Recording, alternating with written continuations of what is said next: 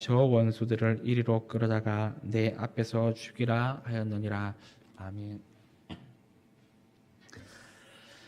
오늘 본문은 예수님께서 비유로 교훈하신 내용입니다. 이런 11절을 보시면 그들이 이 말씀을 듣고 있을 때에 비유를 더하여 말씀하시니 이는 이라고 하시면서 비유로 교훈하시는 이유에 대해서 말씀하십니다. 이는 자기가 예루살렘에 가까이 오셨고 그들은 하나님의 나라가 당장에 나타날 줄로 생각함이더라고 합니다. 이게 이유인 거죠.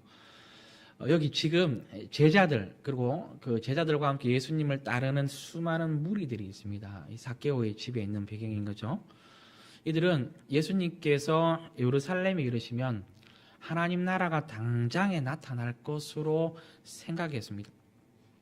이 생각 배후에는 이 삭개오의 극적인 회심이 있습니다. 여러분 11절을 다시 보시면 그들이 이 말씀을 듣고 있을 때 그랬거든요. 삭개오의 집에서 구원을 선포했을 때입니다. 오늘 이 집에 구원이 이르렀느니라. 제자들과 무리들은 삭개오의 극적인 회심을 보고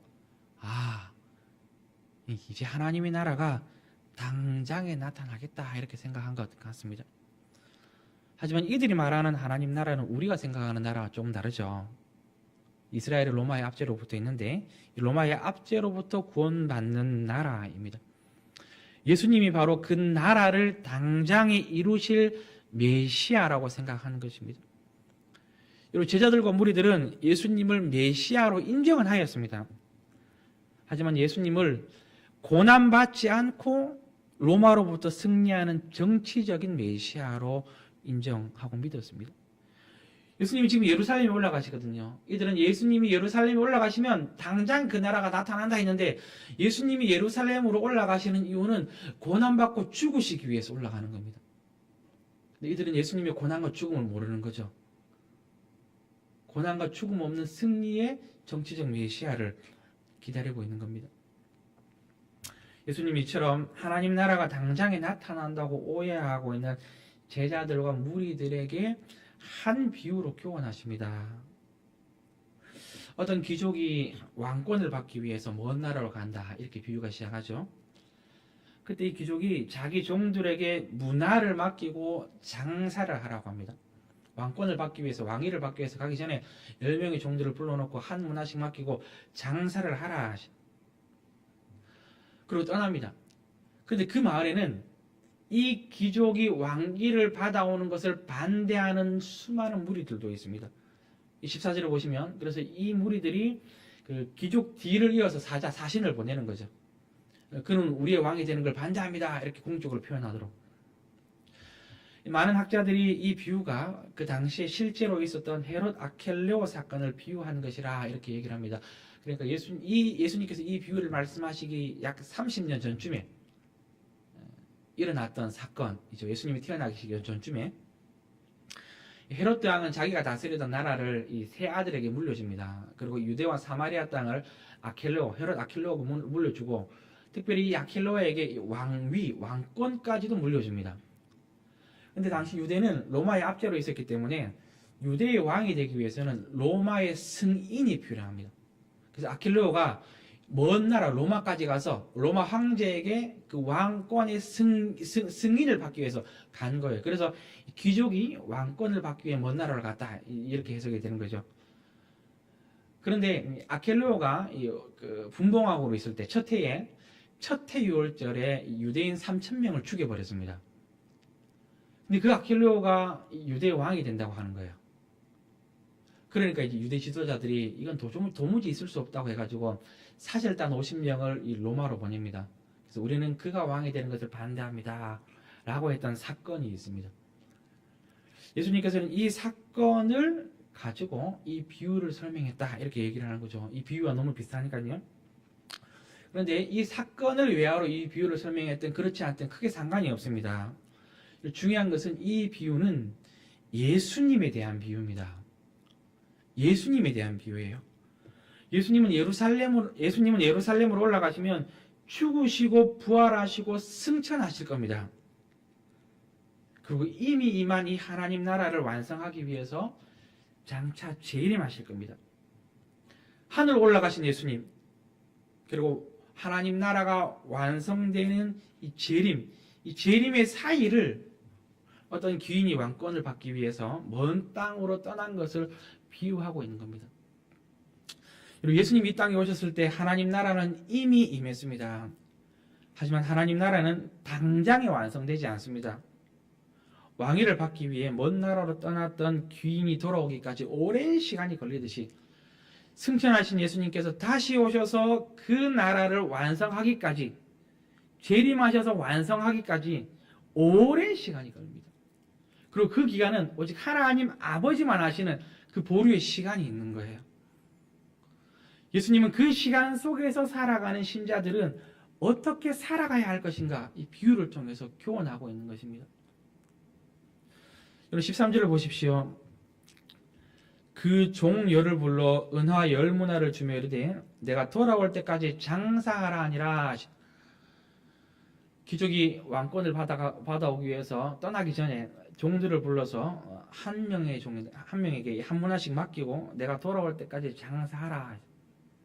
내가 장차 나라를 완성하기에 왕권을 받아올 때까지 장사하라 합니다. 이 종들에게 장사는 이윤을 남기는 일입니다.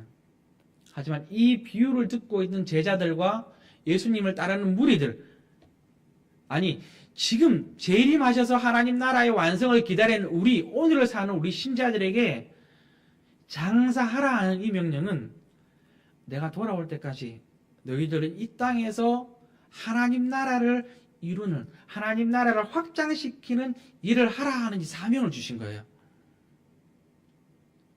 문화 하나씩 맡겼다. 이거는 그 사명을 이루도록 각자에게 맡기신 일을 뜻합니다. 다시 오실 예수님 하나님 나라를 완성하실 때 그때까지 우리에게 한 문화씩, 즉 각자에게 일을 맡기시고 이 일을 통하여 각자 삶에 처한 환경 속에서 하나님 나라를 이루고 있어라.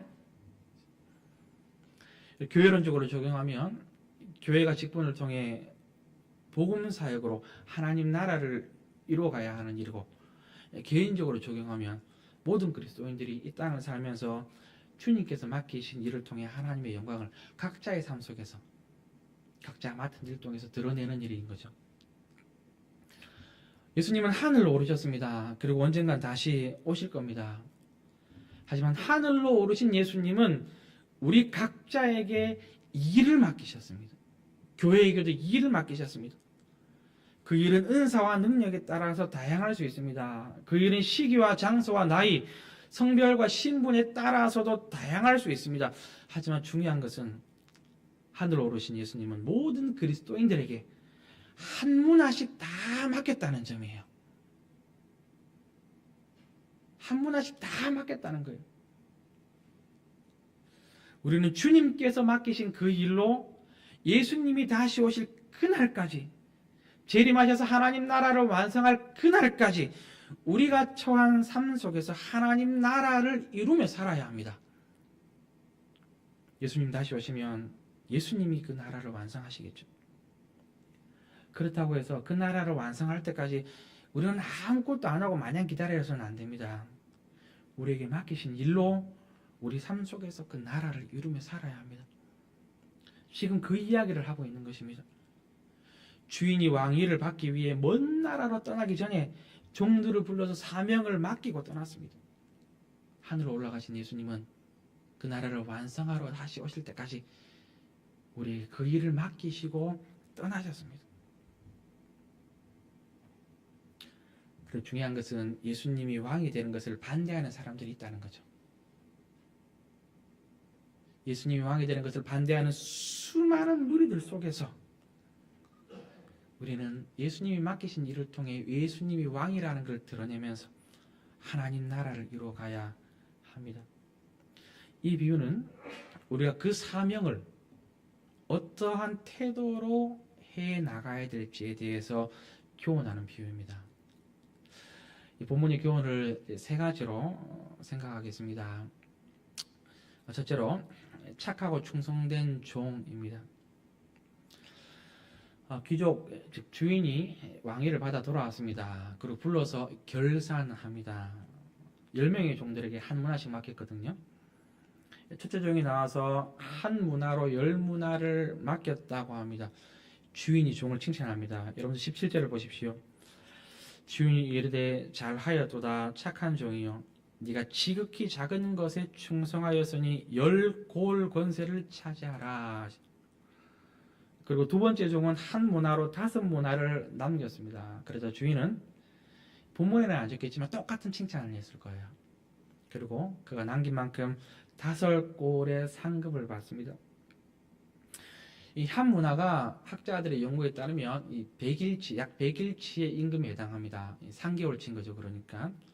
그런데 여기서 문화의 가치는 크게 중요하지 않습니다. 중요한 것은 주인의 칭찬입니다.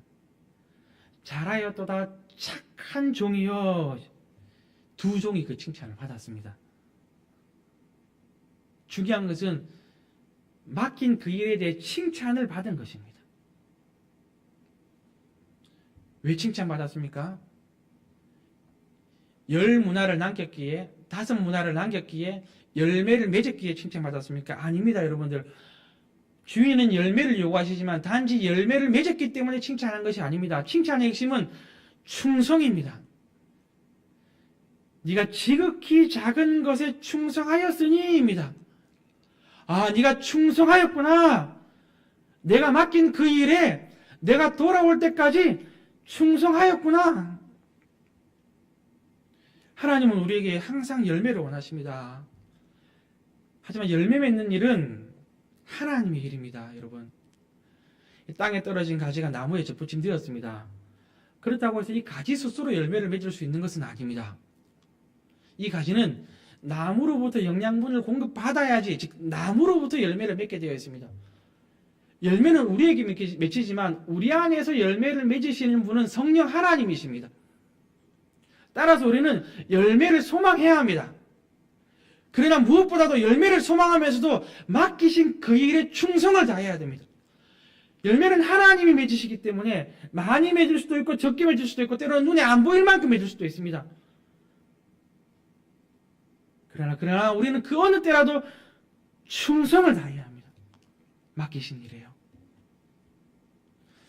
예수님이 칭찬을 들은 이들이 이 충성을 다한 시점에서 보면 정말로 중요합니다. 주인이 왕권을 받기 위해 갔습니다. 갔어요. 근데 로마 황제가 승인을 안 해줄 수도 있습니다. 돌아와야지 그 주인이 진짜 왕이 되는 거예요. 될 수도 있고 안 될 수도 있어요. 그리고 그곳에는 이미 그 주인이 왕이 되는 것을 반대하는 수많은 무리들로 가득 차 있습니다. 그 시점에 이 종들은 충성을 다했다는 겁니다. 무엇을 말합니까? 그 주인이 나의 왕이다. 그 주인이 나의 왕이라고 인정한 것입니다. 왕에 대한 이 인정으로부터 아직 오지 않았지만 재림하셔서 그 나라를 아직 완성하지 않았지만 그 주인이 진실로 나의 왕이다. 왕이 나에게 그 일을 맡겼다. 수많은 세상 사람들이 반대한다 할지라도 왕이 나에게 그 일을 맡겼다. 모진 고난과 무시와 박해 속에서도 예수님은 나의 왕이라고 하는 이 고백 속에서 맡기신 일에 대한 충성이 나올 수 있었습니다. 충성은 예수님을 왕으로 인정한다는 증표이고 사실 예수님은 이것을 칭찬하신 겁니다.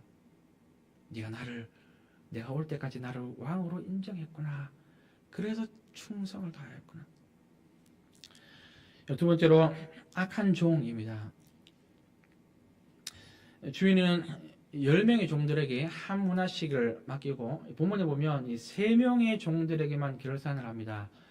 그렇다고 해서 나머지 7명은 없다. 이제 그 말은 아니고요. 그리고 또 이 3부류의 사람이 있다는 말도 아닙니다. 이 3명의 종의 결산에 대해서 얘기했지만 이 3명의 종이 가리키는 바는 뭐냐면 주인이 맡기신 일에 대해서 2부류의 종이 있다는 것을 보여주는 것입니다. 크든 작든 열매를 맺는 종이 있고 열매를 맺지 못하는 종이 있습니다. 악한 종은 열매를 맺지 못한 종입니다. 이 악한 종은 문화를 받아서 주인이 올 때까지 수건에 고이 쌓아놓았습니다. 그리고 주인에게 자신이 열매 맺지 못한 이유를 주인에게서 찾습니다. 당신 때문에 내가 열매를 못 맺었습니다. 여러분 21절을 보십시오. 이는 당신이 엄한 사람인 것을 내가 무서워함이라. 당신은 두지 않은 것을 취하고 심지 않은 것을 거두나이다. 악한 종은 주인을 엄한 사람이라고 생각하면서 무서워합니다. 엄하다, 지독하다는 말이거든요. 그 이유가 나옵니다. 당신은 두지 않은 것을 취하고 심지 않은 것을 거둔다. 저축하지 않은 것에서 탈취하고 심지 않는 것에서 거둔다. 불의한 분이라는 거예요. 불의하고 악한 분, 지독한 분, 자기 거 하나도 투자 안 하고 다 빼앗아가는, 무서워하는 거죠. 주인에 대한 철저한 오해로부터 받은 문화, 맡은 일을 땅에 묻어 놓았습니다. 사실 가만히 생각해 보면 신앙생활이 여러 가지 많은 오류들은 다 하나님에 대한 오해로부터 많이 비롯됩니다. 잘못된 신앙도 하나님에 대한 오해로부터 비롯되고, 우리 안에 있는 잘못된 원망, 죄책감들도 다 하나님에 대한 오해로부터 비롯될 경우가 너무 많죠. 나는 합리적으로 하나님 왜 이러셨어요? 라고 하는데 가만히 보면 우리가 하나님에 대해서 오해할 때가 너무 많습니다. 이 주인은 실제로 선한 분입니다. 어떻게 이 주인을 악하고 지독한 분이라 얘기할 수 있습니까? 예수님이 우리를 팔아서 자기의 이득을 볼 뿐으로 여기십니까? 예수님이 우리에게 아무것도 안 심고 우리를 그저 종과 노예로 부려서 나에게 무언가를 가져와라, 이렇게 지독한 분으로 보이십니까? 아닙니다, 여러분들. 예수님은 자기의 모든 것들을 팔아서 우리를 사신 분입니다. 자기의 모든 것들을 희생하여서 우리 자신을 사신 분입니다.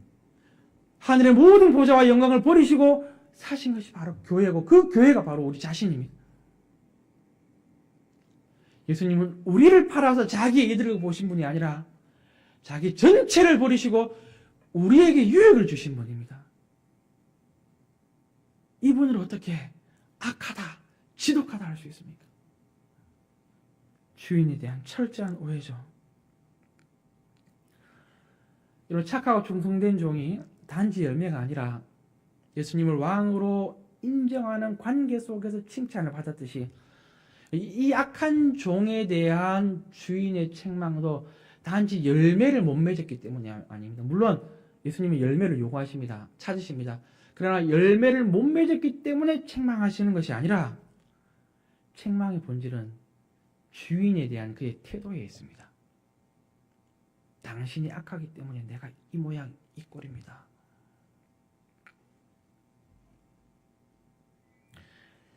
우리에게 맡기신 일로 열매는 하나님이 맺는다고 했습니다. 그런데 그 하나님, 그 예수님을 엄한 분으로, 지독한 분으로, 악하고 불의한 분으로 여기고, 고작해야 나에게 손해를 끼치는 분으로 여기고 있는데 어떻게 해서 열매를 맺을 수 있습니까? 불가능한 일이죠.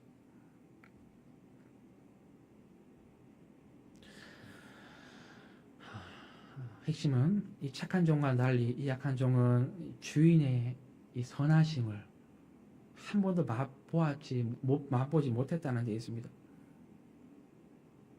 그분이 진실로 선한 분이고, 그분이 나에게 자신의 모든 선함을 베푸시는 왕이라면, 나를 희생시켜서 자기의 유익이 아니라 자기의 모든 것을 희생해서 나에게 선한 것을 베푸시는 분이라는 것을 우리가 맛보아 한다면 충성을 다할 수밖에 없습니다. 이런 악한 종에 대해서 우리 한 가지만 더 보겠습니다. 여러분, 주인이 결산할 때 악한 종은 당신이 맡긴 문화를 내가 수건으로 고이 쌓아놓았다, 이렇게 했거든요. 이 말이 중요합니다. 당신이 맡긴 돈, 문화, 내가 잘 쌓아놓았습니다.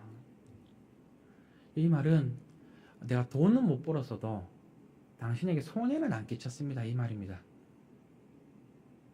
내가 맡긴 거 어디냐? 잃어버리진 않았습니다. 그런데 신자는 이렇게 살 수가 없습니다. 그래도 내가 세상에 잘한 일은 없어도 세상에 손해 끼친 적은 없다. 그래도 내가 교회에 덕이 되거나 잘한 일은 없어도 적어도 교회에 해를 끼치거나 손해 끼친 적은 없다. 신자는 그렇게 살 수가 없습니다. 우리는 사명을 받은 사람들입니다. 주인께서, 왕께서 일을 맡기신 종들입니다. 빚을 지고 있다고요.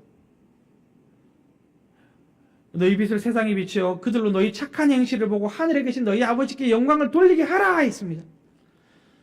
우리는 그리스도 예수 안에서 선한 일을 위하여 지으심을 받았다고 했습니다. 신자는 교회 안에서 그리고 세상에서 착한 행실, 선한 행실, 주님께서 우리 각자의 삶 속에서 맡기신 그 일을 통하여서 그리스도의 나라를 드러내고 그리스도의 영광을 드러내고 그래서 교회와 이웃에게 유익을 끼치는 종으로 살아가야 합니다. 그것이 우리가 지고 있는 빚이고 책임이고 의무입니다. 이런 빚이 있는 우리가 이 빚은 감당하지 않고 손해 끼치지 않았다. 고이 감싸두었습니다. 여러분, 우리는 이렇게 얘기할 수 없는 거예요. 그래서 이 칼빈은 이 구절을 주석하면서 이렇게 말합니다. 이 사실을 볼 때 인간 사회에 유익을 주는 것보다 하나님 앞에서 더욱 칭찬받을 만한 생애의 형태도 없음을 알 수가 있다. 다시요. 이 사실을 볼 때 인간 사회에 유익을 주는 것보다 하나님 앞에서 더욱 칭찬받을 만한 생애의 형태도 없음을 알 수가 있다. 맡기신 그 일 고이 쌓아두었습니다. 손에 끼친 적은 없습니다. 그렇지 않습니다. 하늘로 올라가신 예수님이 우리에게 요구하시는 것은 손에 끼치지 않는 삶이 아닙니다. 그건 당연한 것이고 적극적으로 선한 행실을 통하여 유익을 끼치는 삶. 그래서 우리의 착한 행실을 통하여 그리스도의 나라, 그리스도가 왕이라는 것을 드러내는 삶, 교회에서도 세상에서도 그렇게 드러내는 삶 살라고 사명을 맡기신 겁니다. 신자는 교회에서 세상에서 손해를 끼치지 않고 혼자 조용히 잘 지낸 것으로 만족하며 살 수 없습니다. 그것이 바로 지금 악한 종이 책망받고 있는 이유입니다. 예수님, 저 혼자 잘 지냈어요. 그것을 보고 악한 종이라 이렇게 이야기를 하고 있습니다. 세 번째로 결산과 심판 그리고 상급에 대해서 생각을 하겠습니다. 어떤 귀족이 왕위를 받기 위해 먼 나라로 떠났을 때 그 귀족이 왕되는 것을 반대하는 백성들이 있었습니다. 여러분 14절을 보십시오. 그런데 그 백성이 그를 미워하여 사자를 뒤로 보내어 이르되 우리는 이 사람이 우리의 왕됨을 원하지 아니하나이다 하였더라. 예수님에 대한 비유라고 했거든요. 그래서 예수님의 왕됨을 반대하는 이들은 표면적으로는 유대인들입니다. 유대인들. 적용하면 모든 불신자들이겠죠. 근데 이 귀족이 왕권을 받아왔습니다. 돌아왔을 때 왕위를 받아 돌아왔을 때 이 귀족, 이 왕이 자신의 왕됨을 반대하는 모든 이들을 심판합니다. 여러분 27절을 보십시오. 그리고 내가 왕됨을 원하지 아니하던 저 원수들을 이리로 끌어다가 내 앞에서 죽이라. 예수님께서 예수님을 왕으로 인정하지 않은 옛 언약 백성들에게 심판을 선언하십니다. 지금. 그런데 여러분, 이 옛 언약 백성들에게 심판을 선언하는 이 맥락에서, 이 문맥에서 주목할 점이 하나 있습니다.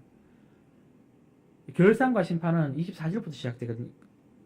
심판이 24절부터 시작되거든요. 24절부터 보시면 예수님을 왕이라고 인정했던 악한 종도 그가 받은 모든 것을 다 빼앗겨버립니다. 다 빼앗겨. 그거 너무 불의한 일이 아니에요? 따지는 사람들에게도 그렇지 않다고 다 빼앗아 버립니다. 하나도 주지 않는 거죠. 본문은 맡기신 일에 대한 충성을 명령하시면서 심판에 대한 말씀으로 끝납니다. 그리고 언약 백성뿐만 아니라 악한 종에게도 벌을 내리는 이것도 심판의 문맥 속에 있습니다. 무슨 말입니까? 예수님의 왕됨을 인정하지 않는 사람, 교회 밖에서는 입으로 예수님을 왕으로 반대하는 무리들이 있다면, 교회 안에서는 입으로는 고백하되 삶으로 실천적으로 왕이 맡기신 이 일에 충성하지 않고 자기를 위해 살아가면서 삶으로 실천적으로 예수님의 왕되심을 부인하는 사람들도 있습니다. 그리고 예수님은 그들 모두에게 심판을 행하십니다. 여러분, 이 비유는 예수님이 다시 오실 때까지 맡긴 일에 충성을 다하라 하는 이 명령에서 끝나지 않고 그 명령에 따라 결산하고 심판할 때가 있다 하는 것으로 끝이 납니다. 그 일에 대해서 반드시 결산할 날과 심판이 있다. 동일하게 그날 예수님이 하나님 나라를 완성하기 위해 재림하시는 그날에 심판하실 뿐만 아니라 착하고 충성된 종에게는 상급도 주십니다. 10문화를 남긴 자에게는 10고를, 5문화를 남긴 자에게는 5고를 주셨듯이 예수님께서 하나님 나라를 완성하기 위해 다시 오시면 맡은 일에 끝까지 충성을 다하는 이들에게 하늘나라의 아름다운 상급을 허락하실 겁니다. 여러분, 이 상급이 얼마나 큰지 아세요? 이 상급이 얼마나 크고 아름다운지 아십니까?